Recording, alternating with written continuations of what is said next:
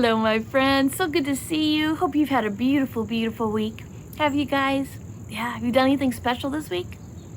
Yeah, I know we need to be thankful for all the wonderful things we all get to do, don't we? We are so blessed.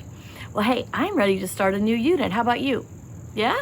All right. Well, this is going to be under our unit called Great Guys and Gals for God, but we're going to focus on one main character, and his name is David. Now, I know you guys probably know a story or two about David, but we're going to dig a little deeper and talk about a few more things about his life. Are you guys ready? Yeah? All right, well, this was the time now. If we're talking about David, is it Old or New Testament? Old Testament, right? Okay, so we're talking about the Israelites, God's people. And God has chosen a king, and his name is Saul. Well, Saul, not such a great king, all right? He was not obeying God the way a king should obey God. And so God said, it is time for me to choose a new king, someone who's going to follow after Saul passes away. I want a new king, and I want to choose him to be a wonderful, godly man. And so God makes a decision, and he goes and he talks to Samuel. Now, Samuel is a prophet. Do you guys remember who Samuel is? All right, we talked about Samuel when he was a little boy. If you go back on TVC Kids Nashville in our YouTube channel just for kids, you'll see a whole story just about Samuel. And Samuel, he went to live with Eli the priest when he was just a little boy. And do you remember he fell asleep and he thought Eli was calling him? And Eli said, go back to sleep. And when you hear a voice again, say, speak, God, I'm listening. Because Samuel was hearing from God, because God had chosen him to be a prophet. A prophet is someone who hears from God, and then he goes out and tells the people. All right? And so that was the way God was speaking to his people in these times.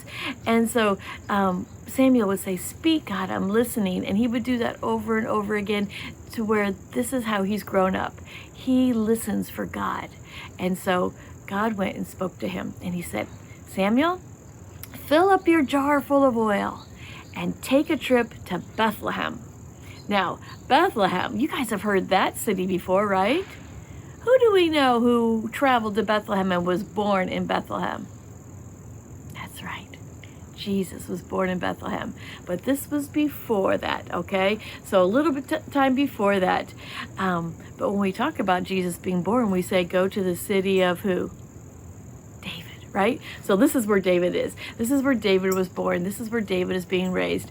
And so Samuel gets his oil and he travels to Bethlehem, and God says, go to the house of Jesse. And so Jesse, who was the grandson of Ruth and Boaz, if you guys are keeping up on all our stories, Jesse had 8 sons. Can you believe it? 8 sons. And so Samuel goes to Jesse and he says, God has sent me. He wants me to anoint one of your sons to be the next king of the Israelites. And Jesse's so excited, and he's like, oh, it must be my first son. So he goes to son number 1.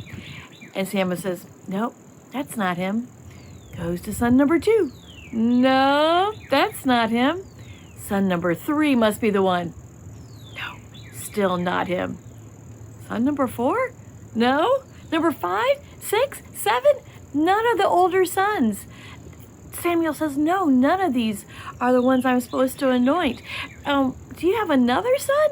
And Jesse says, well, yeah, David. He's the youngest son.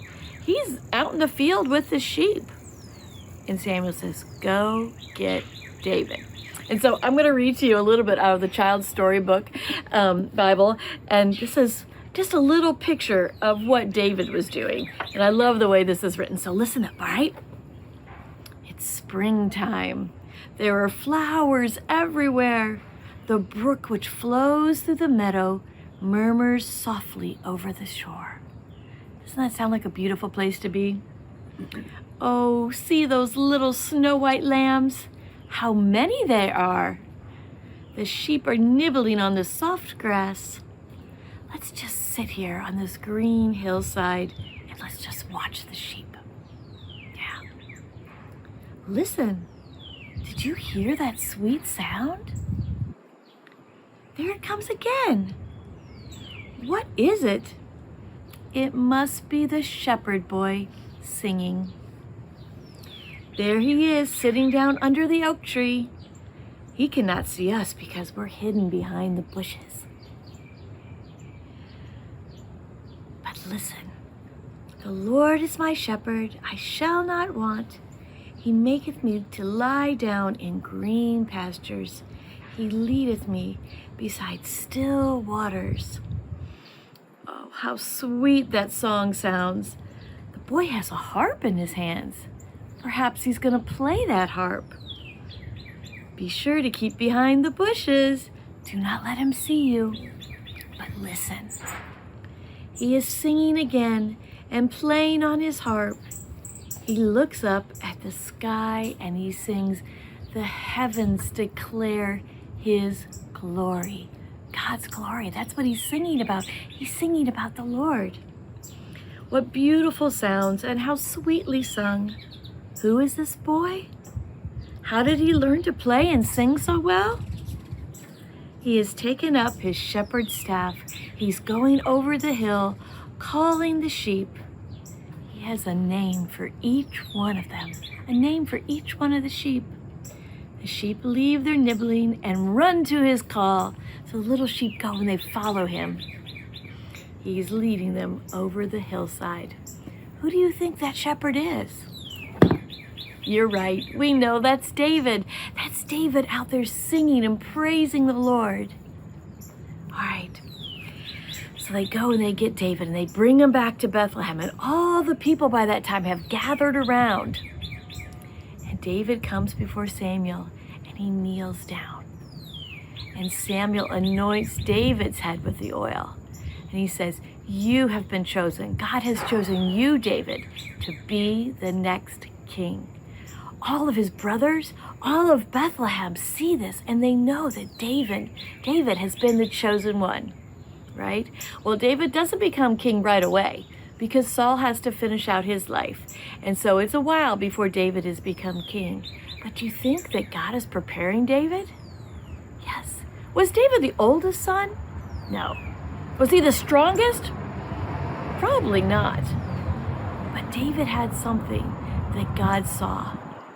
David was chosen for his heart, the heart of God. He goes and he was worshiping God. He was singing.